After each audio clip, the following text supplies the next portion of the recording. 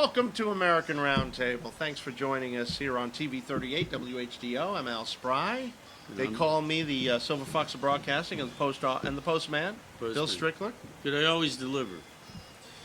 So today's show has a flair of French and Mexican and Christmas. Yes. And there's Santa. There's Santa. Come on in, Santa. No, after the show. After the show. Yeah. Okay. We got some stories to cover here on American Roundtable. But if you're looking to vanquish a bah humbug feeling, head to a city where the Christmas spirit is in the air. Just don't go to Las Vegas. Don't go Las Vegas. No. Why am I saying that? Why not? Why can't we go to Las Vegas? Because out of 100 cities, that is the worst city to go to for Christmas. It's not very family friendly, really. Not family friendly, but they do have some malls out there on the Strip. By the way, there is a mall there. So, who's the happiest? Well, we're going to go through the list. Let's go through the list. Yeah. Let's do the worst cities first. Okay, go ahead. We have North Las Vegas. Who's next? It's the bottom. Hialeah, Florida, down near Miami. Really? They just don't like Christmas in Hialeah. There used to be a big racetrack in Hialeah. They're last in observance. Then we have San Bernardino, California, which is last in traditions and fun category. What's next? Laredo, Texas, last in generosity. They're cheap down there. I guess they're cheap in Laredo. Cheap. They don't buy each other a whole lot of things like Henderson, Nevada, cards. which is 10 miles south of the Strip, so that's still Nevada. That's still Las Vegas is basically no Christmas spirit in Las Vegas. No. Chula Vista, California. Yeah. Stockton. Yeah, Stockton, California. Anchorage, Alaska, which they probably can't get out. They got to do their Christmas shopping in the middle of the, in January, June, when they can see, where they're going. Yeah, because they're frozen solid. Aurora, Colorado, and Chandler, Arizona. Yeah, Aurora's been in the news a lot lately with those Venezuelan gangs, so I can see why they're on the list. But let's talk about the best cities. Number 10, New York. Number 1 in traditions and fun. I've been to New York. I've walked through the streets of New York, downtown Manhattan, the Christmas decorations in the stores. It's really fantastic. Chicago. Miami. St. Louis. San Francisco. Orlando, number 1 in the shopping category. We are right here. How about Las Vegas is number 4? So wait a minute. North Las Vegas. Oh, that's right, North Las Vegas. And South Las Vegas, no Christmas spirit. Las Vegas Christmas spirit. How do you figure that? That doesn't make any sense. North Las Vegas must be where the regular people, the residents there shop. Right. And they don't have the spirit. And Sarah Henderson is where residents are. It's not much down there. Yeah, so then we're talking Las Vegas as the Strip. That's fine. They deck it all out at all the hotels. Seattle, number 1 in the generosity category. Seattle's a generous town. Yeah, you just break in the stores and you take the stuff. Pittsburgh, number 2. And what's the number 1 most Christmassy city? Atlanta. Wow, more than Orlando. Who would think that? What, Atlanta? Yeah. You wouldn't think that. That's what I'm saying. I wouldn't pick Atlanta as number 1. All of this data is courtesy of Wallet Hub. So, out of 100 100 top populated cities in the country, that's how they shake out. That's how they shake out. So Laredo, cheap town. Don't go to Laredo. Well, we'll go shopping here because we're rated number 1 after the show. After the show. This American Roundtable will be right back after this. Stay tuned. Welcome back to American Roundtable. I'm here with the Silver Fox, Inspector Spry himself. You can just call me Al like the song. No, I like Inspector. I like when you call me the Silver Fox of Broadcasting. I'm glad to hear that. Well, we got probably the most. I would say she's the most. She's not a rep anymore. She was a GOP congresswoman. She got elected out. Liz Cheney, daughter of Dick Cheney. And by the way, just so you know, I'm not a big fan of the Cheneys. I'm not a big fan of the Bushes. House Republicans who investigated the Capitol incursion, what they call failures of politicization of the House Select Committee that conducted its own investigation, are calling for a criminal investigation of the party's former number 3 leader in the House. Now, who knows? You think Biden will pardon her? He's been pardoning everybody. Well, he could, but is he going to pardon people that haven't even been found guilty of any crime? You can do that. He said you can go back now with, you can go retroactive, right? Like you did with his son, not just for the gun charge, but any crimes he may have committed in the previous 10 years. But Yeah. I don't know. Do you have to have a crime that's convicted? I think so. So let's talk about what Cheney did. So apparently, yeah, she was emailing a witness on a secured email service, messaging service, and then it came out that she was influencing a person that was going to testify. that's called witness tampering. Right. So that's why she's in hot water. But everybody on that committee was anti-Trump. Let's get real. I didn't watch it. Did you watch any of that? I watched some of it, but Nah. it made me sick. There wasn't watch any one Republican on there that was pro-Trump. Right. Everything was to get Trump, and that's what all this was. And you notice what you mentioned earlier. It wasn't like a what did they used to call the not an incursion. See, they're calling it an incursion now. Well, they were calling it an attack, a riot. You know, Basically, these people went into the Capitol and were a little bit naughty, obviously, and they should have, going. There was a lot of pent-up frustration, and there was, Well- there were people in that crowd that were fomenting this. well, didn't Right, it come out so- that the latest report that there were 25 people that were on the FBI payroll, or they were confidential informers?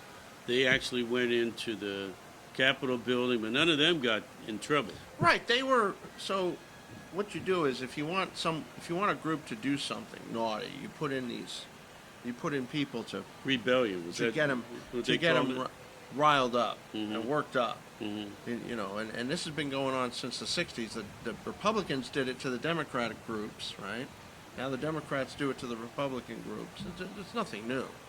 You get these people to foment the anger and direct it where you want it to go. And on this committee, they never called in Nancy Pelosi because she's the one that chose the people to be on the committee, and she was involved with being responsible for what happened.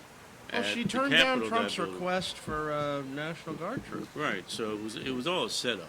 It was a setup. In my opinion, it was a setup. So the select committee friendly attorneys, Hutchinson testified, irate Trump lunged for the steering wheel of the presidential limo out of anger at not being allowed to join his supporters as they marched to the Capitol. Numerous federal laws were likely broken by Liz Cheney, the panel said. They just, it's January. So then, Cheney fired back. She's saying January 6th chose President Trump for who he really is, a cruel and vindictive man who allowed violent attacks to continue against our Capitol and law enforcement officers while he watched television and refused for hours to instruct his supporters to stand down and leave. So, the cat fighting is continuing. The whole committee, like I say, was all set up because there really weren't any people that went before the committee that were speaking on behalf of Trump. Right. Nobody could interview or ask questions of the people that were anti-Trump. So, this whole committee, I just don't even give it any credibility. Kind of like the same thing that we live now with the FBI and the government. We don't believe anything they tell us. We'll be right back after this for more American Roundtable. Welcome back to American Roundtable on TV 38 WHDO. I'm happy to be here with you. My name's Al. This is Bill. And Luigi Mangione, heartthrob and killer, alleged, of a CEO of a healthcare company, is now charged with first-degree murder in furtherance of terrorism, which is heavier than first-degree murder. He killed, charged with killing CEO Brian Thompson of United Healthcare. That's my healthcare company, by the way. I have it. Could send him to prison for life. He's 26. He ruined his life, basically. And this guy came from money. His family is very wealthy. He went to prep schools, and he went to. I think his father is a attorney, family of developers, and it's like, what's the deal? I went to the University of Pennsylvania, got 2 degrees, and who knows? It hasn't come out yet. He obviously was very angry at United Healthcare, or at healthcare companies in general, and. Well, it turned out they didn't have United Healthcare. Right. Neither he or his I family. guess he just found the guy. He found a target, a CEO of a healthcare company, and he got a lot of support. People like what he did. I don't. I don't think murderers should be condoned, but there's a lot of people who like what he did. They're even making T-shirts. Yeah. They make They T-shirts. see him as a folk hero.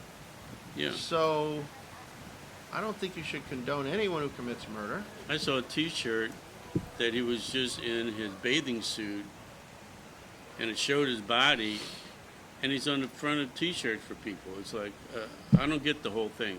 He's good looking. Number one, he's good looking. We live in the world of, there's a lot of hate. And a lot of hate. And a lot of people hate their healthcare companies for being denied coverage and different things like that, right? So I guess we're lovers, we're not haters. But this guy's a hater. It was December 4th, he shot this guy, and then he took off. They found him in Altoona in a McDonald's, right? Yep. So, and now McDonald's is getting threats. Why? Because they turned him in? Because the guy turned him in? But that's what you're supposed to do. He's a murderer, allegedly. Well, some people didn't like it. Well, what kind of society? What kind of society is that where we? That's like McDonald's, where Trump was making French fries. Right. They would have people give them grief. It's like, what kind of? Well, I mean, McDonald's is a purely American restaurant, so I guess it's they're a target. So this is the basically the charges. We allege that Luigi Mangione carried out the brazen, targeted, and fatal shooting of United Healthcare CEO Brian Thompson in Midtown Manhattan. This type of premeditated, targeted gun violence cannot and will not be tolerated, and my office has been working day in and day out to bring the defendant to justice. The thing about, let's take a look at this for a second. The people that say, oh, we need to ban guns. He didn't buy a gun. He made it on a 3D printer. He printed the gun. So just because you ban guns, the Second Amendment shut that down, that doesn't mean it's going to keep people from knifing people, poisoning people, or 3D creating weapons. Well, look in countries that have banned guns. There's a lot of knife attacks. Mm-hmm. You say, well, the body count's low, but still, there's still a lot of attacks. Mm-hmm. The gun doesn't shoot itself. It has to be shot. Someone has to use it. I have a gun in my drawer. It just sits there. I don't use it. I target practice or whatever, but I don't really carry. A lot of people carry all the time. My friend, she don't want nobody messing with her. She's always got a little piece in her purse. But that's okay. Because if you're an honest person, you should be able to protect yourself. And we'll have more after this. We got some other stories that we want to cover. In the meantime, check out our Facebook page. And if you want to find out more about me, alspry.com. I sell real estate. I'm a real estate broker. And you can check it out. And if you need any help in Central Florida, I'm the guy. Be right back after this on American Roundtable. Welcome back to American Roundtable.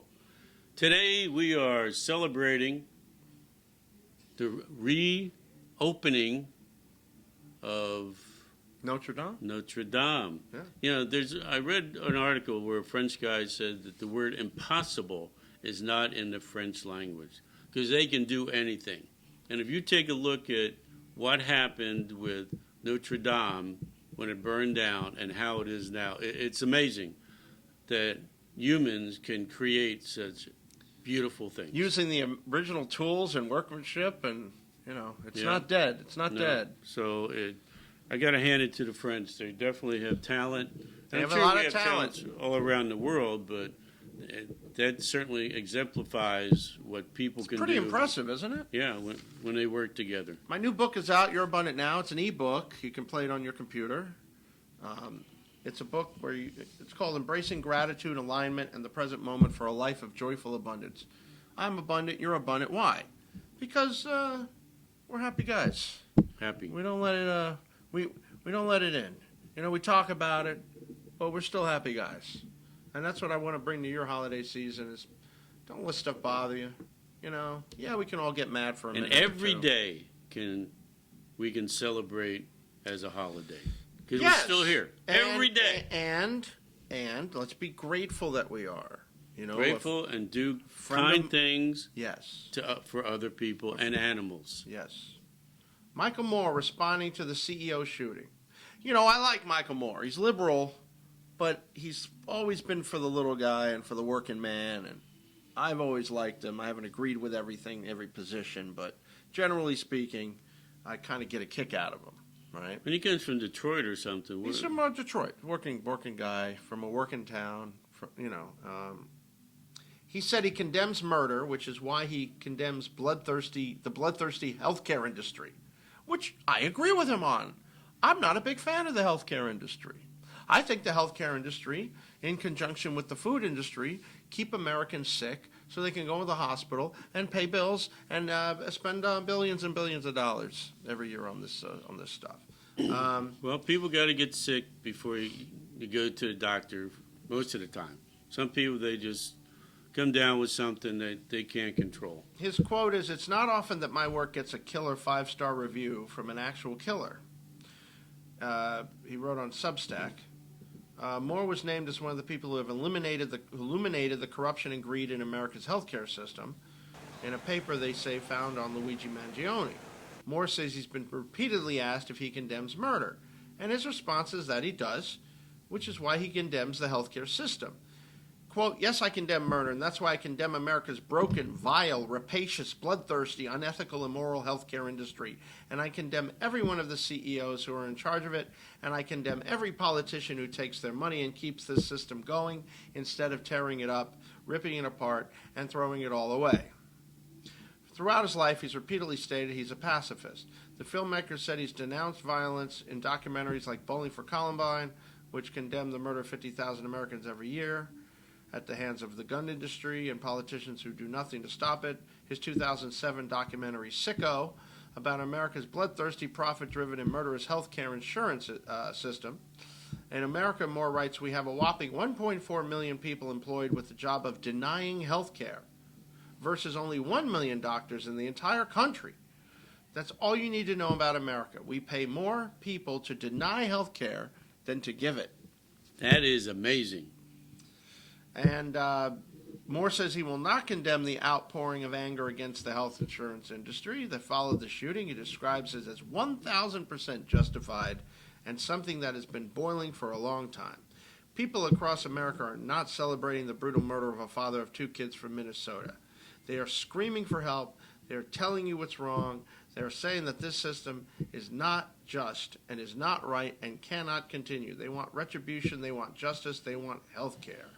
He calls the shooting a rich-on-rich crime, describing Mangione as a young rich man with a couple of Ivy League degrees, a scion of a family that owns 2 of the biggest country clubs in Maryland, and who is in line to inherit a chain of nursing homes. And no one needs to die. In fact, that's my point, Moore writes. No one should die because they don't have health insurance. Not one single person should die because their health insurance denies their health care in order to make a buck or $32 billion. Moore says his solution is simple. Throw the entire system in the trash, dismantle this immoral business that profits off the lives of human beings and monetizes our deaths, that murders us or leaves us all to die, destroy it all and instead in its place, give us all the same health care that every other civilized country on earth has. What are your thoughts on Well, that? he's got a point. I don't think anybody should die, but these rich CEOs, when they go to Mexico or South America, they always have bodyguards. So people of power and influence, they got to be protected. Well, they And- do, but what about the healthcare system? I think we should start over. I think it's broken. I think it's irrevocably. I think the healthcare and drug system is irrevocably broken. Well, take a look at the different elements here. You're talking about the food, which is poisonous. Right. In Europe and other countries, there's certain things like red dye number 5, number 4 or something. They're not allowed to be The put McDonald's in food. hamburger we bought in Paris was awesome. So much tastier and better than the one we eat here. So, it starts there with the food, then it goes to people getting sick because of it. And look at the obesity problems we have. And then society accepts the obesity knowing that these people are going to get sick later and they're probably going to die because of bad health. And then they go in to have a doctor take care of them, and then they got to get approved. So, this is just one step after another. And let's turn to Miami, Oh, Miami. where dozens of high-rises along the water have been sinking. That's right. Beachfront high-rises in Miami that house thousands of residents and tourists are sinking at rates that surprise the experts. Researchers found 35 luxury buildings in Surfside, Bal Harbor, Miami Beach, and Sunny Isles sank between 2016 and 2023 in a process called subsiding. Another way of saying sinking. Well, the thing about it is when they build a building, it automatically sinks a little bit anyway. Sure. But then you have the water level coming up, Yes. and anything that's on the coast, they're vulnerable to, at some point, sink. Now, the one building that collapsed in Miami was not caused because of sinking. No. It That was was caused because of bad maintenance and the Bad maintenance and salt design. getting in the steel and Yeah. weakening the steel. But interesting. Back when I was a kid, when I used to go to Miami, that was all little motels, if you remember. But now it's all been Yeah. replaced with high-rise. It might be too heavy for the area. Like Vegas. There's American Round Table. Merry Christmas, Happy New Year, Happy Hanukkah, Happy Kwanzaa, Happy Eid, whatever you're celebrating. A And prosperous one to you. So we can let Santa in now, right? We can. I'm Okay. Al Spry. I'm Bill Strickler.